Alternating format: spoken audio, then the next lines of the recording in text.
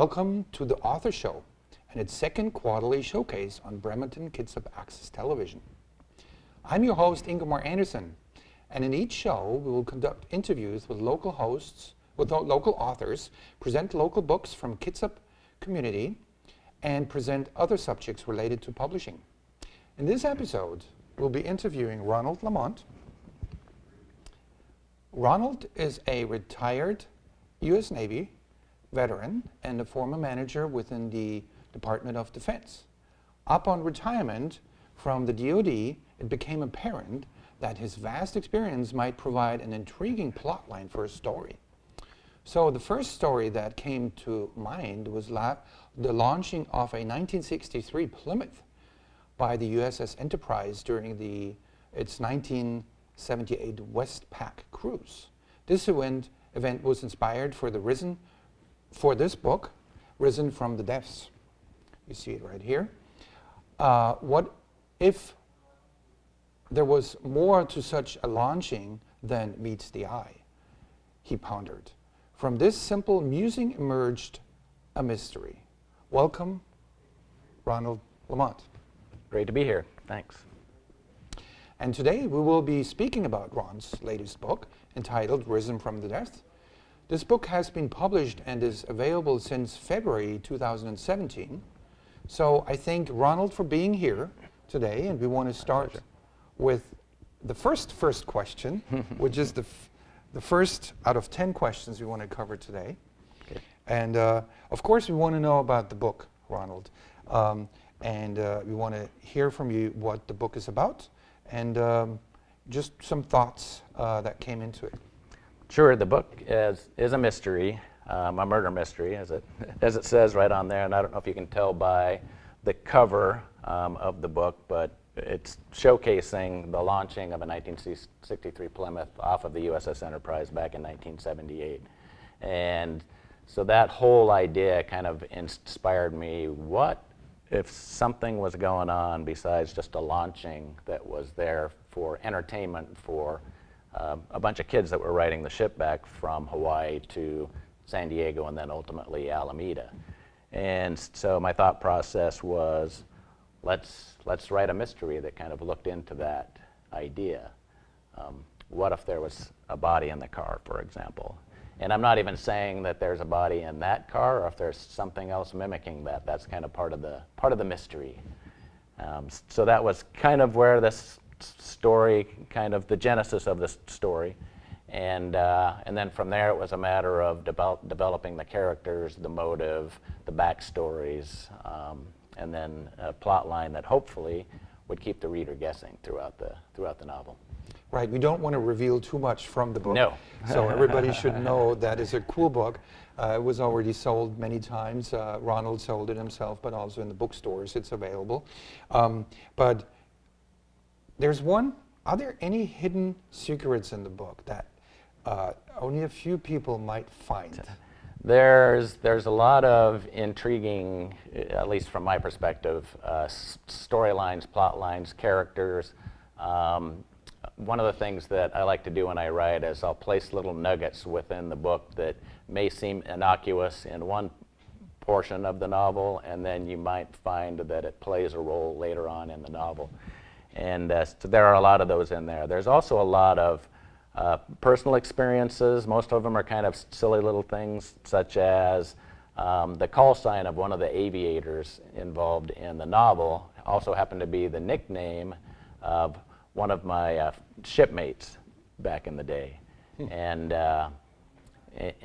so there's things like that. There's a bar in Waikiki that I mentioned in the novel that actually existed back in the day, but it is also a euphemism tied to this storyline. And so there are reasons for a lot of these little nuances that go on in the novel.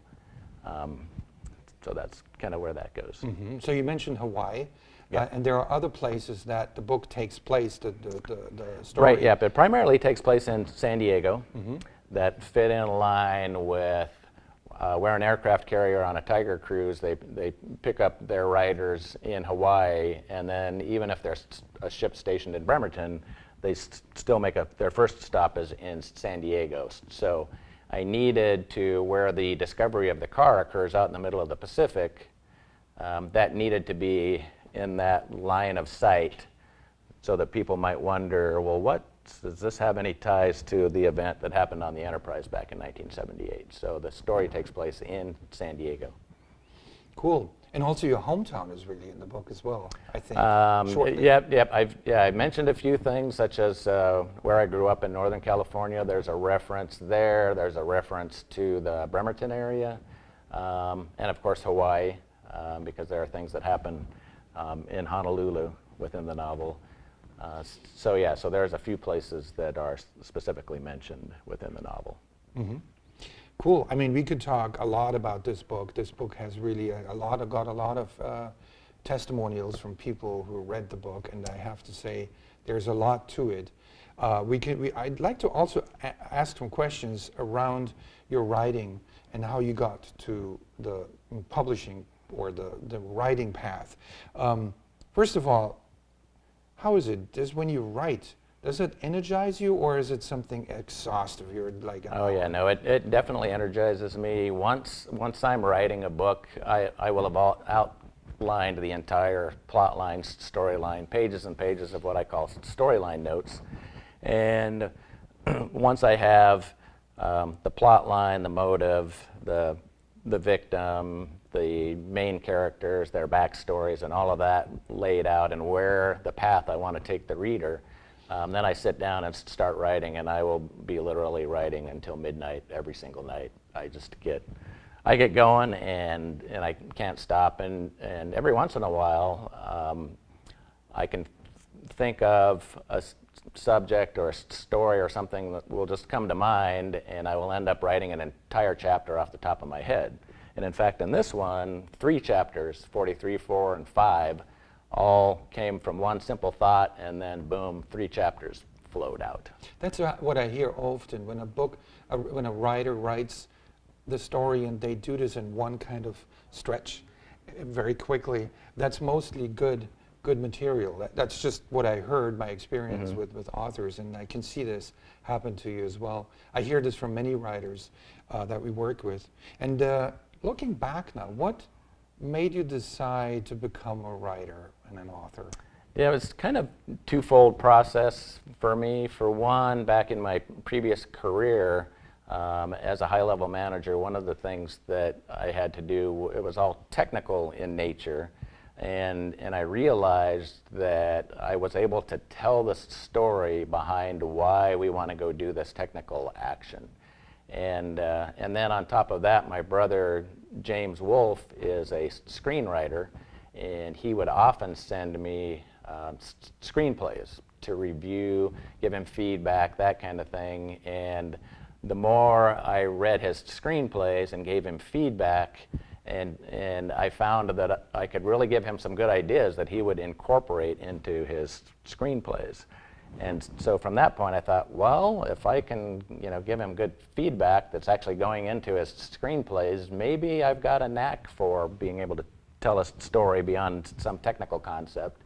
And so once this idea came to mind, I actually originally wrote it out as a screenplay just because I was familiar with that format from reading my brother's screenplays, and he was the one who said, you should turn this into a novel, because the downside of a screenplay is it is so time limited. You can only go so many pages, so you can't go off on a lot of tangents and really get into characters or all kinds of nuances. With the novel, the world is your oyster. You can just go anywhere you want, tell your story, introduce all kinds of crazy characters, and so, boom, risen from the depths.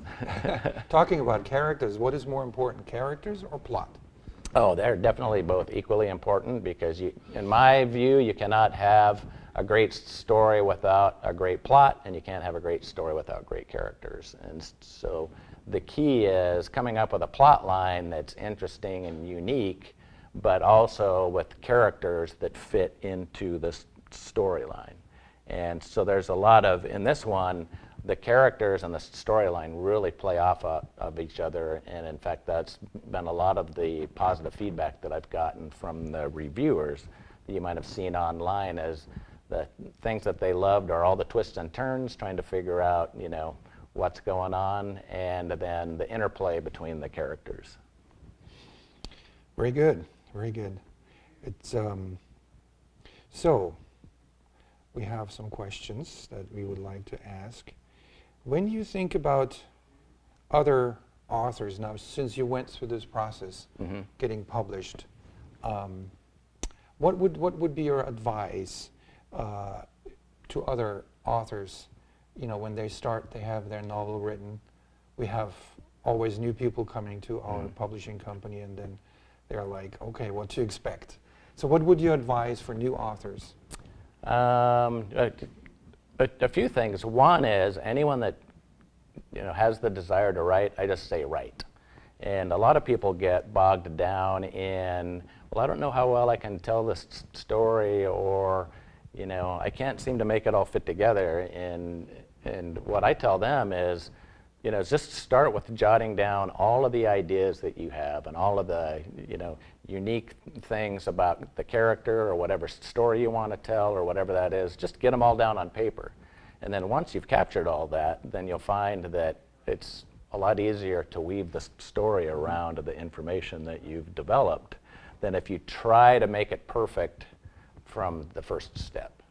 And so that's the first thing I tell them. And then the next thing I tell them is, luckily there's a place like Kitsap Publishing that serves local authors. And you guys, and I've passed this on to quite a few people now, you give everyone an opportunity to see their work in print. Whether it's from your white cover series, which is a free, one book, here you go, here's how it looks, that they can just have for themselves, or give them an idea of, wow, maybe I do have, the ability to write. Or, or step it up to, where we are, where we've got my novel and it's out there on Amazon, Barnes & Noble, on your website. And so it kind of runs the gamut. And so that's what I tell people. If you feel like you can write, give it a go. And if you want to see your book in print, go to Kitsap Publishing. What was the most surprising thing that you learned while you were creating your book? How fun it is and how I could entertain myself rereading my book. When I first got done with it and then went back to, in the first round of self-editing, it's amazing how many things that I forgot that I had written, and how proud I was of how well it came out. And it's kind of funny when you go through and you're reading through it, let's say the 20th time, and you're still cracking yourself up when you read a line that you came up with. I hear this a lot, authors. Actually, I experienced this myself when I look back what I wrote years ago. I'm like, wow, this is cool. Or like, how can I write this? So you see a learning curve even, when you become more experienced. Yes. That's the nice thing about it. There is, what if you don't write, when you don't write, what kind of authors do you like to read? I'm kind of all over the map. Some books that I've read, well, so one thing when I'm writing, I don't read. I know some writers, like Stephen King, for example. I read his, kind of semi-memoir called On Writing, which is a really interesting read, and it's nice kind of from the technical aspect. And he's someone that can write and read at the same time. I'm not that way, only because, for two reasons. For one, if I'm writing, that's all I want to do. I don't want to take time away from my writing to go read something else. But also, I don't, once I have an idea and a concept, I don't want somebody else's work to affect what I'm writing. And so, but once I get done with a book, then I actually will start catching up on. I'll usually have a bunch of books kind of backed up that I'd wanted to read, but I've been too busy writing. And so when I got done with this one, Gone Girl is one that I read. Gillian Flynn, loved the book. Her writing style, I had read her debut novel, and wow, what a difference from her debut novel to Gone Girl. Her writing style just took leaps and bounds. I read The Martian, very interesting. Followed along the movie pretty well. I got a little extra technical in there. So that's something that gave me a hint, is like, okay, don't, in any future novels, don't get too much in the weeds and the technical stuff, even though I'm kind of a technical geek. But, and let's see, I read a novel called Mermaids Singing by Val McDermid, a British author, which is very interesting. And those were all fiction. Another one that I read recently that I really enjoyed was Starvation Heights, which was basically a true story based on the starvation thing in the early 1900s in Olalla, so near here. So like I said, I've been kind of all over the board. I've read Lovely Bones and Da Vinci Code and quite a few of Mike Lawson's books, who's actually my former boss and good friend of mine. He writes a Joe DeMarco series of thrillers based out of Washington, D.C. So I've read a number of his as well. So like I said, I'm kind of all over the map. Well, it's good stuff for your books to get source information or just storylines that you can pick on a little bit. How long does it take typically when you wrote the first book? And I have the other question, the million-dollar question: is there a second book coming? Maybe I'll just get that out. There is. So are you working on a second book? Yeah, I do have a second book that's pretty much done. I'm going through the self-editing process. It's another mystery. It's unrelated to the first book, even though a lot of the feedback that I've gotten from folks is they want to see another book with these characters. So I've got some ideas for that. But this next one, it's called Smoke and Mirrors, and I talk a little bit about it on the back cover of this book, just as a tease to folks.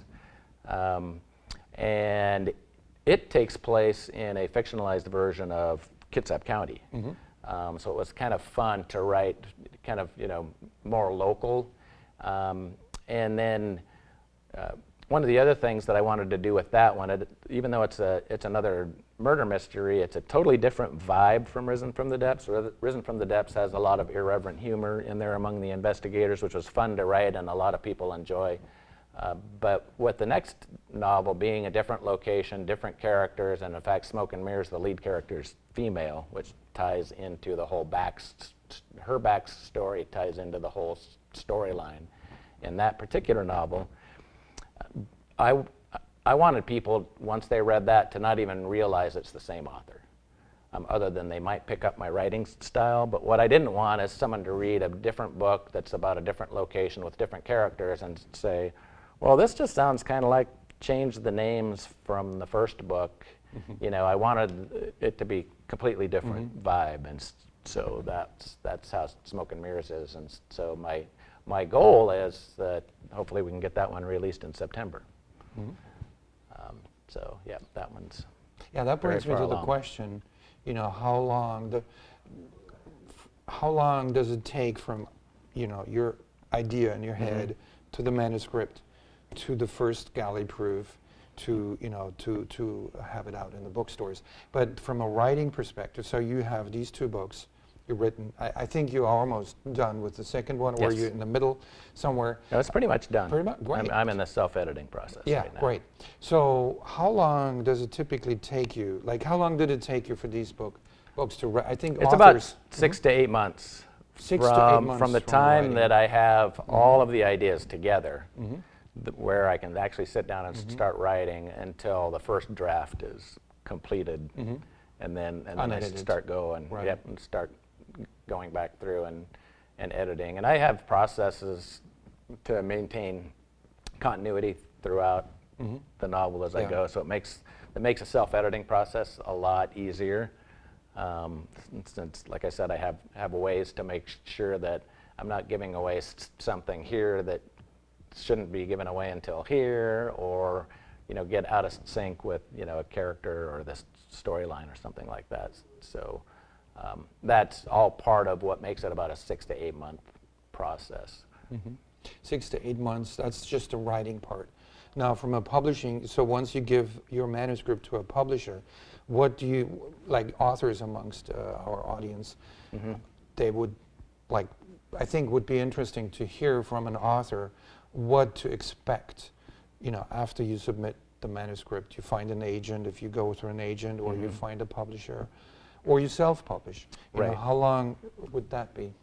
Well, you know, in our case, so I get the novel to you, and then you're pretty quick at printing out the first review copy for me to take a look at, and then that's the first case where you can kind of see if you need to make a few tweaks here and there, because there's a big difference between reading it, you know, on a computer and then actually having a book in hand and being able to see that. So that was pretty quick. I think if people are just looking for specific dates, I gave you the first download on December 9th, and by February we had the, you know, we were out there. Yeah, yours was well one enough. of the faster published, you know, the publishing process was pretty smooth. What holds up a lot of time is, you know, when there are like changes, not just to the manuscript, but also to the cover.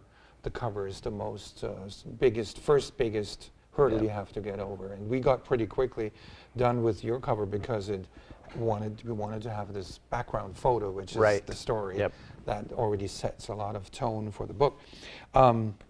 So we want to touch on some more other things before we come to the end.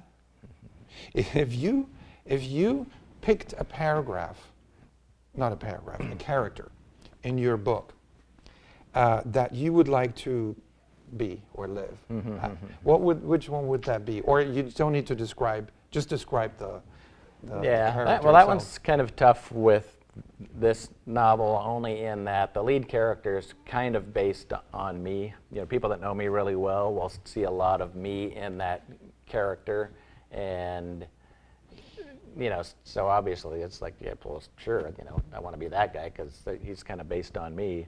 But you know, when you look at some of the uniqueness of the character, I think one character that would be fun to hang out with or whatever would be the Brandy character, who's the forensics scientist that's the super smart car geek.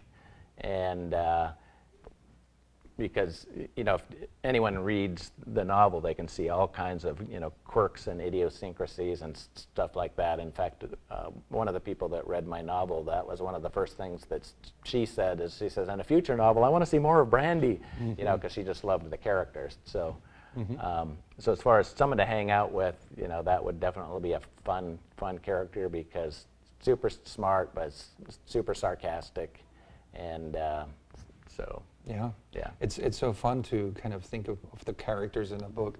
I like that, to see how they develop as well, or how they are developed, you know, before they are in the book. Your book is going to be available and that's true for any book that we will publish. We want to make the format available, the book available in 4 formats. One is the soft cover, as you see here, which is the one that you can bend, and available in the bookstores right now. But we also work on to have every book as a hardcover book and as an ebook, of course, and also now lately as audiobooks, because I think that is something that readers love to see, that the book is available in different formats. Everybody has different preferences. Some people listen to it in the car. Right. Yeah, I've had a few people that are chomping at the bit for the audio. For the audio. I mean, for the ebook to be released. Yeah. So that's their preferred format. That's kind of important, and that's kind of the work of the publisher. So you as an author are off the hook there, except to look at the funding part of it. But that's typically the publisher that takes that on. And an audiobook, though, can be pretty expensive to make as an audio. I would so imagine. Long. So that's 'Cause I was just thinking, if I was trying to, read that out loud, Yes. that would take days. And sometimes the author does it himself or herself, Sure. and sometimes you get a narrator for it. Yeah. There's actually Makes good sense. methods to do that nowadays. But your preference, what do you read in mostly? As on a softcover book or ebook?